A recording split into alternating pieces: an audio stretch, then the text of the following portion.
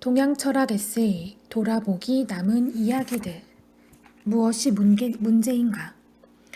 오늘 우리 사회의 경제 체제는 자본주의입니다. 자본주의는 속성상 상품화된 도덕과 신비주의를 만연시킵니다. 앞에서 살핀 동양 철학품은 자본주의 발전에서 나온 도덕적 타락과 인간성 상실, 공해로 대표되는 생태학적 위기 등을 상품화된 전통으로 메우려는 시도들입니다.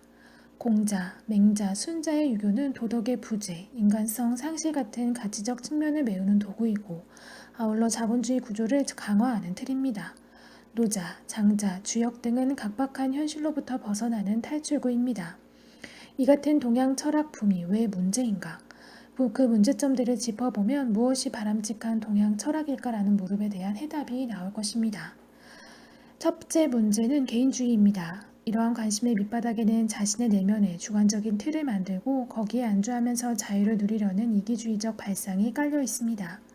수련을 통한 개인의 완성으로 둔갑한 노자와 장자의 철학, 도덕적 자아를 강조하는 데 그치는 공자, 맹자, 순자의 유학, 개인의 이익을 따지는 점서로서의 주역 등이 그러합니다. 이 같은 경향은 만원 지하철 속에서 곁에 사람이 어떻게 되든 상관 않고 노자나 장자 같은 책을 읽으면서 자기 마음의 평안을 구하는 모습에서도 잘 나타납니다. 오늘날 유행하는 노장 사상은 신경안정제 같은 구실을 하고 있는 셈입니다. 그리고 그 결과는 사회구조가 만들어낸 문제까지도 개인의 문제로 돌려버려 문제의 본질을 왜곡시킬 우려가 있습니다. 유교 또한 개인의 도덕적 반성을 통해 반사 이익을 얻음으로써 봉건 도덕 전체를 미화시킬 수도 있습니다. 둘째 문제는 개인주의의 확산이 가져오는 사회성의 부정과 실천성의 결여입니다. 개인에 대한 집착은 내면의 주관적 행복만을 추구하게 만듭니다.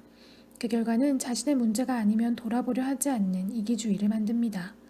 따라서 사회 곳곳에서 나타나는 불의와 부정에 타협하지 않는다고 해도 눈을 감게 만듭니다. 그리고 문제의 근본적인 해결책을 내면에 수양해 둠으로써 실천이 결여된 주관의 문제로 바꾸어 버립니다. 이런 경향은 기의 수련을 통해서 또는 한의학에 대한 관심을 통해서 얻으려는 것이 건강한 사회가 아니라 건강한 개인인 것으로 나타나기도 합니다. 셋째 문제는 이런 것들이 귀결할 수밖에 없는 신비주의입니다. 객관성과 합리성에 대한 거부는 주관적, 비합리적 경향으로 나타나며 내적, 직관적, 체험의 강조로 이어집니다. 그 결과 사회의 기본 동력인 물질적 토대를 무시하게 되며 나아가서는 모든 사회 관계와의 단절을 가져옵니다. 이러한 경향은 개인의 목표를 불변의 진리 또는 신적인 것과 하나가 되는데 두게 합니다. 그것은 덕으로 완성된 성인일 수도 있고 깨달은 도사일 수도 있습니다. 이러한 궁극적 인간형을 현실을 떠난 존재로 생각함으로써 마침내는 초월적 경향을 강하게 드러내게 됩니다. 넷째 문제는 위의 문제들이 갖는 모력 사성입니다. 쏟아져 나오는 대부분의 책이 그 사상을 낳은 사회구조와 그 사상이 역사에서 한 역할을 따지지 않습니다. 사실 유행하는 대부분의 동양 철학은 전 근대적 사회를 토대로 한 사유들입니다. 따라서 그 사유 체계들은 당시 사회가 가졌던 한계를 그대로 반영합니다. 하지만 대부분의 사람들이 그 속에 담긴 가치와 아울러 한계를 함께 보려 하지 않습니다. 오히려 일방적으로 절대화한 보편성과 가치만을 강조하면서 토대가 다른 현대에 무차별로 전맥시키는 것이 객관적이라고 강변합니다. 객관적이라는 말을 통해 사실은 엄청난 주관화를 꾀하는 것입니다. 이러한 경향은 변형된 이데올로기를 만들어내기도 합니다. 유교 자본주의론 같은 것이 바로 여기에 해당합니다. 유교 자본주의론은 자본주의적 물질 문명과 봉건주의적 정신 문명을 무차별로 결합시키는 오류를 범하고 있는 것입니다. 그래서 또 다른 지배 형태인 관과 민, 자본가와 노동자 등의 관계에서 지배 집단의 이익을 관철하는 논리가 되고 맙니다. 동양 철학의 참모습. 동양의 여러 사상들은 오랜 역사 속에서 긍정적으로 또는 부정적으로 작용해 왔습니다.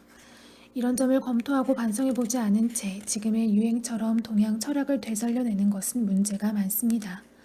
더구나 정치적으로는 민주이고 경제적으로는 사유이며 사회적으로는 평등인 현대의 군주가 다스리고 군주 또는 귀족 계급의 소유였으며 엄격한 신분제를 바탕으로 한 전통 사회에서 생겨난 철학을 그대로 전맥시킬 수는 없습니다. 현대와 동양 철학을 바르게 전맥시키려면 무엇보다 기준이 있어야 합니다. 기준이 있어야 알맹이와 찌꺼기를 나눌 수 있으며 잘못된 것을 바로잡고 바꿀 수 있습니다. 우리가 동양 철학에 관심을 갖는 까닭은 옛날로 돌아가기 위해서가 아닙니다. 그러므로 중요한 기준은 현실적 요구입니다. 봉건시대는 임금이 기준인 군주사회였지만 현대는 민중이 기준인 민주사회입니다. 따라서 대다수의 민중이 인정하는 사회성과 그것을 실현하기 위한 실천성이 기준이 되어야 합니다. 그것은 다도, 서예, 예비, 신부교육, 전통 혼례 같은 실천을 말하는 것이 아닙니다. 이 같은 기준에서 동양 철학을 봅시다. 공자, 맹자, 순자로 대표되는 유학은 어떠한가? 유학은 분명히 도덕적 완성을 추구합니다. 그러나 이것은 부분적인 완성에 지나지 않습니다. 유학의 궁극적인 목적은 모두가 어우러지는 대동세계의 실현에 있었으며 그 세계를 사회적 실천을 통해 이루려고 했습니다. 이러한 유학의 본질은 역사 속에서 끊임없이 불의에 항거해온 많은 사람의 실천을 통해 지탱되어 온 것이지 몇몇 유명한 철학자들의 사상만으로 이어져 온 것은 아닙니다. 또한 유교 도덕의 우월성은 실천 행위에 대한 사후 보장이 전혀 없다는 데 있습니다. 그들의 실천은 죽은 뒤에 복을 받기 위해서가 아니었으며 오직 인간답기 위해 그렇게 했을 뿐입니다. 이것이 양심이고 도덕이며 이것을 실현할 수 있는 용기가 호연직이었습니다. 도덕 없는 자본주의는 짐승만도 못합니다. 자본주의의 논리는 자본의 논리입니다. 자본은 선악을 따지지 않습니다. 따라서 이윤이 있는 곳이라면 어디든 자본이 모이기 마련입니다. 권력과 재벌이 결탁하여 온갖 못된 짓을 하고도 법에만 걸리지 않으면 부끄러워할 줄 모르는 세상, 돈이 되는 일이면 사람까지 팔고 사는 세상, 이 속에서 논의해야 할 도덕의 문제는 무엇을 하기 위한 도덕인가입니다. 그리고 그때 얼마나 도덕적이어야 하는 것은 얼마나 남을 위해 자신을 버릴 수 있는가의 문제로 나타납니다. 남을 위한다는 것이 바로 유학에서 말하는 정의입니다. 목자의 철학도 바로 그런 것이었으며 오늘날 필요한 유교적 삶 또한 도덕적 실천, 즉 도덕의 사회적 실현인 정의의 실천인 것입니다. 노자, 장자로 대표되는 도가 사상은 어떠한가? 도가 사상에는 회의와 부정, 풍자적 비판 같은 소극적인 모습도 있습니다. 그러나 노장 사상의 참모습은 허위의식에 대한 비판과 평등의식에 대한 갈망이었습니다. 그들은 모순에 찬 현실을 보면서 모두가 제 모습을 드러내고 제 역할을 다하는, 모두가 주체로 어우러지는 평등사회를 바랐던 것이며 이 같은 이상의 실현을 위해 주체적 삶을 가로막는 온갖 사회제도와 허위의식을 부정하고 비판했던 것입니다. 공자나 노자가 오늘 우리가 살고 있는 현실에 온다면 어떤 표정을 지을까요? 지금 유행하는 자신들의 사상에 대해 어떤 평가를 내릴까요? 중국의 유명한 학자 광마략은 마르크스의 공자 방문기라는 재미있는 꽁트를 발표한 적이 있습니다. 공자의 사상이 오늘날 어떤 의의와 한계를 갖는지를 해학적으로 보여주는 그 꽁트를 요약해서 소개합니다. 공자 제사가 있었던 이튿날 공자는 제자들과 함께 공자 사당에서 식어버린 돼지 머리를 먹고 있었다.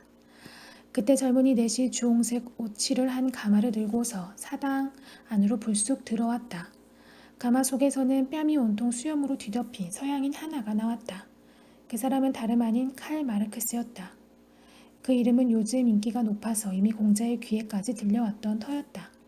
공자는 자기를 찾아온 사람이 바로 마르크스라는 말을 듣고는 너무나 놀라 기쁨에 넘쳐 외치듯 말했다. 유봉 자원방례니 불역열호아. 마르크스 선생, 저에게 어떤 가르침을 주시려고 먼 길을 오셨습니까? 이렇게 해서 공자와 마르크스의 대화가 시작되었다. 저는 제 사상이 중국에서도 실현되기를 바라고 있습니다. 그런데 어떤 사람들은 제 사상과 선생님의 사상이 너무 달라서 선생님의 사상이 지배하고 있는 중국에서는 제 사상이 실현될 수 없을 거라고 합니다. 도대체 선생님의 사상은 어떤 것입니까? 제 사상과 어디가 얼마나 다릅니까? 요즘 외국의 유명인사를 초청하여 강연회를 여는 것이 우리나라의 최신 유행이니 선생님께서 먼저 말씀해 주시면 좋겠습니다. 좋습니다. 제가 먼저 이야기하지요. 우선 제 사상의 출발점부터 말씀드려야겠군요. 저는 종교가나 형이상학자들과는 전혀 다릅니다. 저는 어떻게 해야 우리들이 이 현실 세계에서 최고의 행복을 얻을 수 있는가, 어떻게 해야 이 세상을 살만한 곳으로 만들 수 있는가를 탐구합니다. 선생님의 생각은 어떠십니까?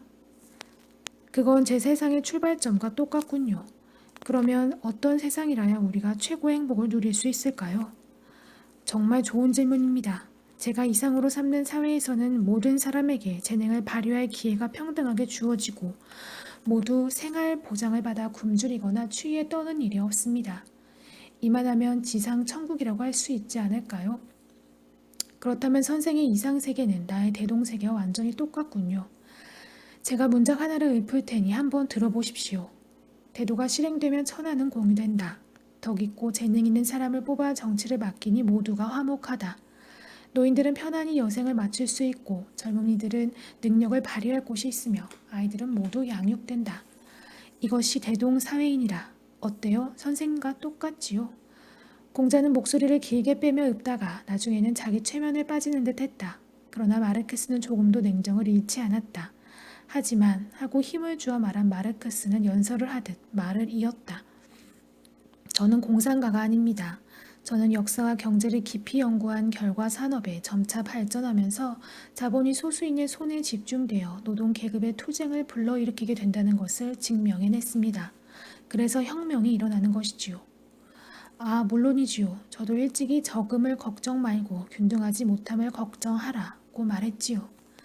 아닙니다. 그렇지 않습니다. 저는 적은 것도 걱정합니다. 저는 사유재산에는 반대하지만 산업의 발전은 적극 제창하는 사람입니다. 예, 저 또한 먼저 민중을 부유하게 하고 그 다음에 가르치라 말했고 경제력, 군사력, 민심 획득이 정치의 근본이라고 말했습니다. 그뿐이 아닙니다. 우선 산업을 발전시켜야 균등한 분배를 할 수 있다는 것을 알고 재물이 땅에 떨어지는 것은 싫어하지만 반드시 자기 것으로 하지는 않는다고 말했습니다. 저는 물질을 아주 중요시하는 사람입니다. 저기 있는 제 제자 자공만 해도 장사를 해서 돈을 엄청나게 번 인물입니다. 여기까지 대화를 나눈 마르크스는 비로소 감탄하기 시작했다. 공자의 사상이 자기와 별로 다르지 않다는 것을 확인했지만 공자도 2000년 동안이나 사당에서 식은 돼지머리나 씹고 있는 마당에 자기 사상이 중국에서 실현될 리가 없다고 생각한 그는 그만 돌아가기로 했다. 전 이제 돌아가서 마누라 얼굴이나 보아야겠습니다. 공자는 부러워하며 말했다. 아, 선생은 부인이 계시군요.